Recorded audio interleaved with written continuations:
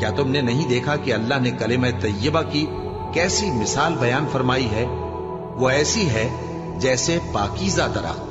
جس کی جڑ مضبوط ہو اور شاخیں آسمان میں پھیلی ہو،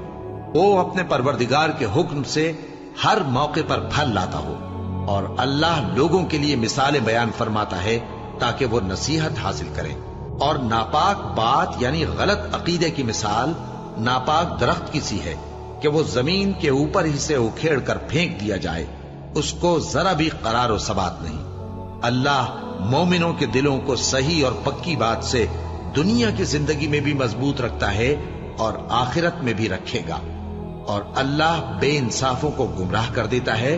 اور اللہ جو چاہتا ہے کرتا ہے۔ کیا تم نے ان لوگوں کو نہیں دیکھا جنہوں نے اللہ کے احسان کو ناشکری سے بدل دیا اور اپنی قوم کو تباہی کے گھر میں لا اتارا، یعنی دوزخ میں